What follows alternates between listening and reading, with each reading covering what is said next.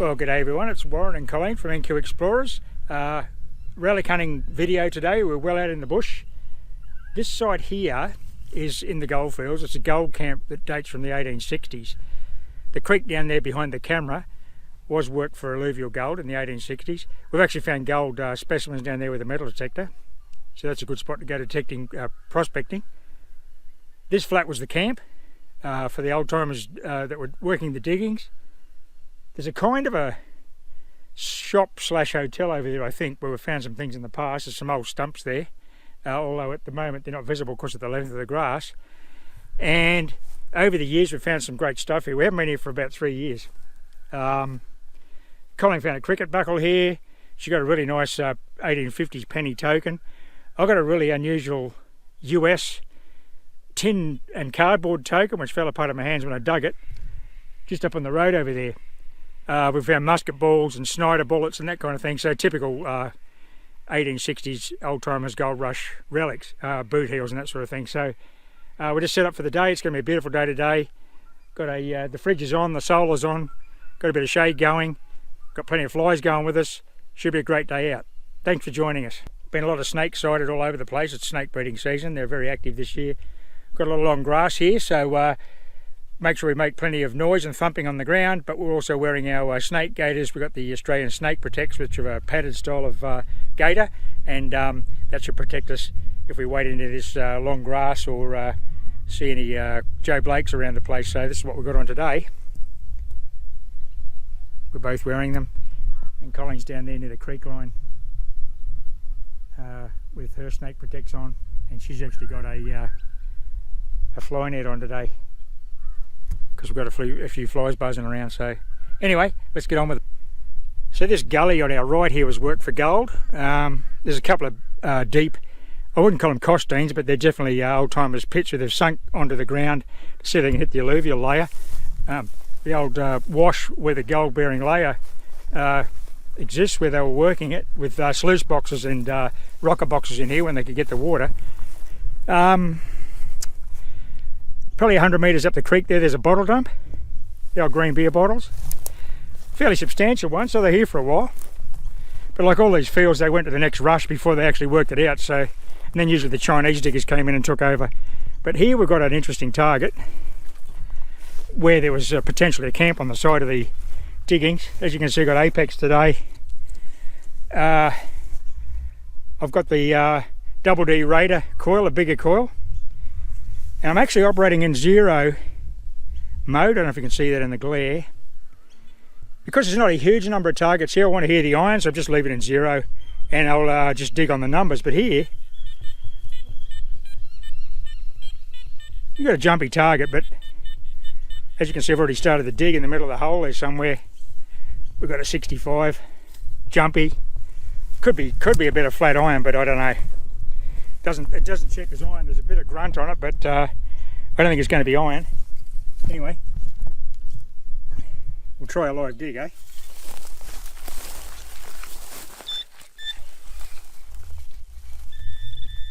Okay, it's up in the front of the hole there.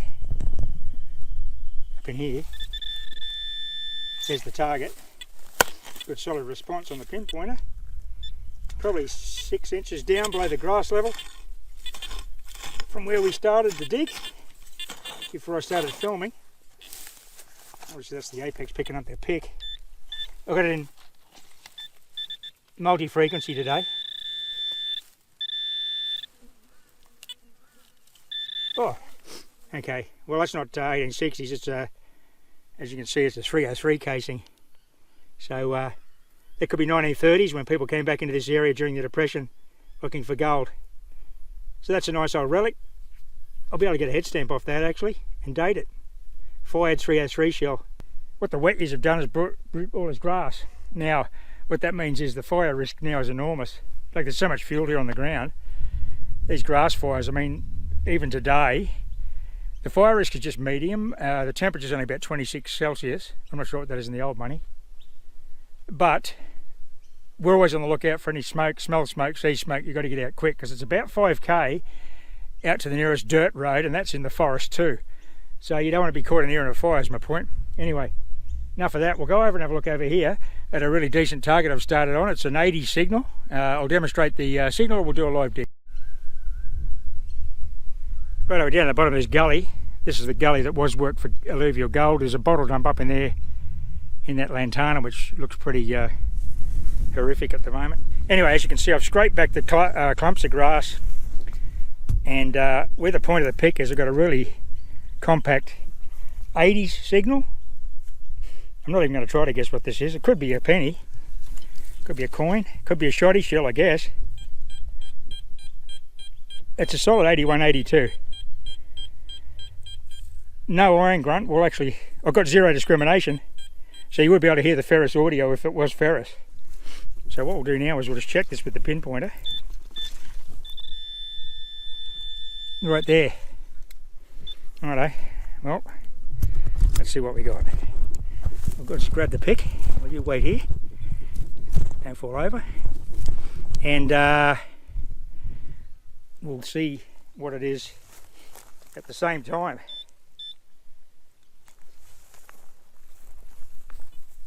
Okay. In here somewhere. Oh, okay. Came at first pull. What do we got? It is a pocket watch frame. Look at that. Right where the old timer stood in the 1860s, and he dropped his pocket watch. No wonder it was such a high repeatable signal. What a ripper. Winders in situ. Let's see if we can find the front and back. They could be close by. I don't see whether it'd be by itself. The whole deal could be here. Okay, my next target was this nice repeatable 53, which is a lump of lead. So it shows this. What this tells me as we're working into the camp. We've got that pocket watch frame.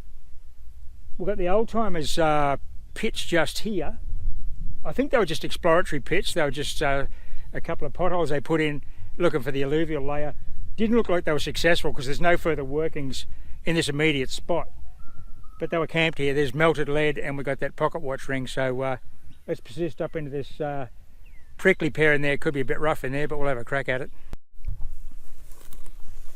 Right, I just got a nice gold rush relic here, and this is the reason I'm running Apex in multi-frequency with zero discrimination, and my iron audio on. A lovely old horseshoe. Look at that. That'll go well in the shed. That's a ripper, that one. Look at that. Old timers mount came through here and threw a shoe in the creek. Righto, old mate's horse threw a second shoe. The next pace. Wonder if it's off the same horse. Likely, I suppose. Unless they're just changing shoes, but that looks like it's serviceable, doesn't it? It's not worn out. What would I know about horseshoes? But anyway, it's a second shoe. Look, you can see the little toe piece still there. Yeah, that looks like it's in pretty good condition when it was thrown, so I don't think that was worn out. Look, there could have even been a smithy here, I don't know. Okay, that's the landing and the shelter. You might be able to just see Colleen behind the car there. There's some old stone circles there that were old fire pits from the old timers. And look at this, shoe number 3. This one's enormous. I'd say this could have been a smithy's, eh? Look at that. Is that a draft horse, or is it for some other beast of burden? Tell you what though, the pouch is getting a bit heavy with all these horseshoes. Let's crack on, this is great. Okay, I just got horseshoe number 4 to add to the collection. That's the 4th one I just got. I'd say this is a Smithy's Forge right here. Okay, this is a solid 86. You can see the beautiful target I just got. Buried, broken, 19th century crockery. Came out with it. We'll keep that. And I got this beautiful buckle. That is a belt buckle. Could be a lady's actually. May have been some sort of enamel ceramic in the centre, but that's a solid unit. That is like brass or copper or something. That is a solid, heavy buckle. It's very thick. Right, I'll give it a clean and see if I can get any details. What a ripper. Okay, there she is. I can't really clean it here. It's quite heavily encrusted. You can see it's quite organic in this gully where you'd expect to find this kind of alluvial topsoil. Maybe it's burnt and they've got the crockery. Could be an old dump. Near those horseshoes. I'm probably 20 metres from those horseshoes, the horseshoe patch, the old Blacksmith. I would say that's had some sort of enamel decorative centre that isn't there, or it could be a small cricket buckle. I'm not sure. Definitely a buckle with the loop. There could be another half to it in the hole. I haven't checked the hole, but I'll take a still pic so you can enjoy that once I've cleaned it up. Looks very ornate and elaborate, very Victorian, and it's a very thick item. It's not like pressed tin or anything, it's actually cast brass. Nice.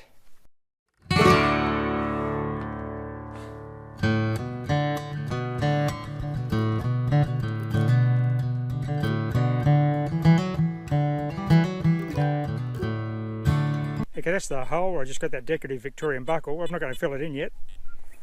Here we've got another scrape going.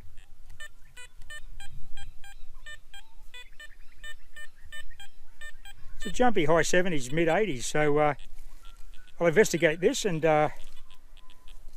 this could be another interesting find. Maybe this is a little dump or something, I'm not sure. It'll be up on the side of this little scrape I've started. It's in the centre there. We'll just lump it out with a... go wide with the pick. Oh, what do we got? Okay, well that's the lid off a match, probably a Vespa matchbox. I don't know if it's embossed, usually they're Bell and Black or something in London. That was a flat, didn't present much iron. There was a little bit of a grunt, but it was pretty solid. I'll just check that that was the target, but that's probably it. Well, this is what happened when you run a zero discrimination program on a machine. I mean, multi-frequency. No real need for depth here. I haven't dug anything terribly deep, probably about 8 inches at the most. Won't miss anything with that 11-inch coil. And you get these big iron objects, which is great. This is a rip of an artefact. I'm going to take this home. I say it's a lashing ring or a post from a bullock dray or wagon. As you can see, it's got a sliding collar and the chain with a pin and loop. And this would have been, I guess, driven into the timber on the wagon side. You know, that's what it could be, lashing the freight on the wagon. What a beautiful old relic. That'll look nice in the front garden at home. Okay, this gully's definitely a rubbish dump. I haven't filled the holes and remediated this, that'll happen shortly. The beautiful old buckle, horseshoes. We've got old bits of ceramic, and in this hole, interesting, we've got bits of old bone, like chop and meat bones, and this target came out. I'm not sure what that is. It was a height 56, 57, 58. Could be a top of a salt shaker, I'm not sure what it is, or is it lamp related? One or the other, but as you can see with old ceramic, this beautiful old blue bottle, which has been melted, and I've just smashed it obviously, but it's not whole. Tiny little tincture bottle. But it's been melted, it's all out of shape. So I'd say they burned their rubbish, as was the case back in those days, as hygiene was a high priority, because they had so much trouble with typhoid and that kind of thing. Well, I've just exposed the next target here. I think it's something big and round, possibly a lamp base. Yes, that's what it is. Look at that. Yeah, this is the dump for sure. Hurricane lamp burner. Been there over 100 years. Discarded when it was broken, no doubt, and they moved on to the next rush. Lovely old relic.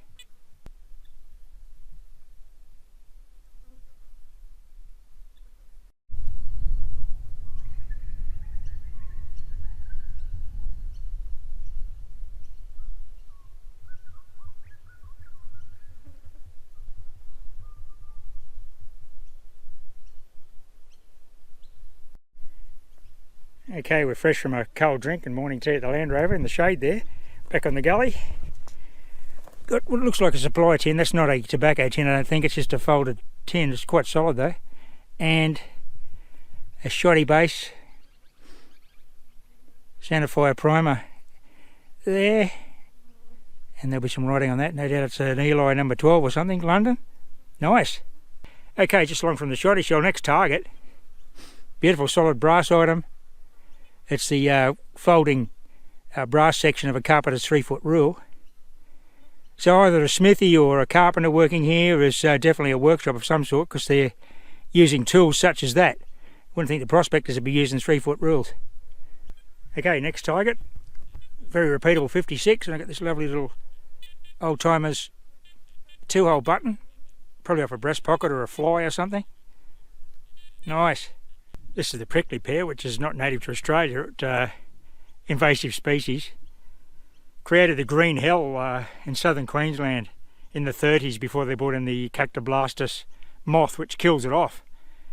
And the local landowners make sure it's is killed off, or it's poisoned, or where the moth's prevalent. Obviously the moth's not up in this area. This is government land, which of course isn't maintained, and hence you get this prickly pear infestation. I mean, it's nowhere near the way it was in the 30s. It was just impenetrable. Like, it just took over pasture land and it was horrific. Until they brought the moth in. It's one of the few biological successes we've had in Australia, unlike the cane toad. But yeah, that's prickly pear. Terrible thing, but it's under control now. But like in these public areas, not so much. Okay, I'm over this way now. On the other gully, on the other side of that prickly pear grove, you can dignify prickly pear by calling it a grove. But anyway, I've just dug 3 12-gauge shotgun shells, old ones. A little bit interesting here, they could have been camped over here too, because with the shotgun shell came this little delicate little glass lid which was broken. But it shows you this could be bottles and glass under the ground everywhere where they've been camped, and there's the 12-gauge base. So I'll work up towards that forest there, up to the tree line. Well, I'm back at the car for lunch and a cold drink, just relaxing in the shade here. Got the fridge on solar, so we've got cold drinks on tap and cold sandwiches, a couple of cold muesli bars, all good. Everything's cold. You need it today, actually. It's not that, the temperature's not that high, but a little bit of a breeze. But digging, you do get hot, so it's nice to come back into the shade and have a bit of a break. I haven't seen Colleen for about an hour and a half. I know she's got a couple of buckles. I haven't seen the buckles that she's got, but she's been conscientiously digging targets up in the area above the gully where I've been working, so hopefully she's back with a report, some treasure in the pouch. So we're going to have a bit of lunch and then get on into the afternoon and do a couple of more hours. Okay, post-lunch report. It's been about an hour. I've got a couple of iron buckles and probably 5 or 6 shoddy shells, 12 gauge, which I haven't shown, but Colleen's just called out. She's got a button over here. Looks pretty excited. She's heavily disguised today due to the flies. What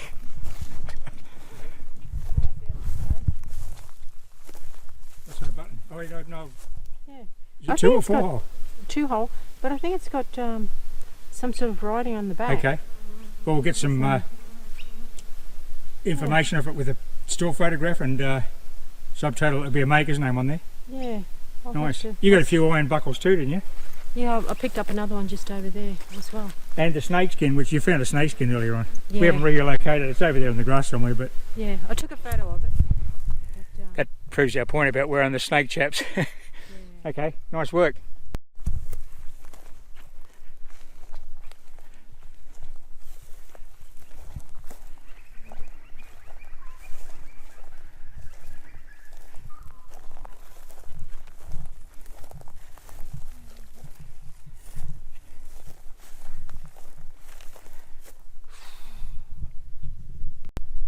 Well, it was an enjoyable day out in the bush. We found a few nice relics there. That old buckle will be really interesting. You would have seen what it looks like now. I don't know yet. We'll have to clean it up, and I'll take it home in the gold pan, soak it for a couple of days, and just clean it with a bit of soapy water and a toothbrush, and we'll see what we got on there. Looks like it's a bit of gilt on it, but I'm not sure about the design yet. Lots of shoddy shells, as you'd expect. They'd be all period, 12 gauge, centerfire shotgun shells. Didn't find any pin fires. We have found them here before. Which are sort of 1860s rounds. Some nice old buckles, a couple of nice buttons, the pocket watch surround. Hope you enjoyed our day out like we did. Thanks for watching, everybody, and happy Fossicking. Bye for now.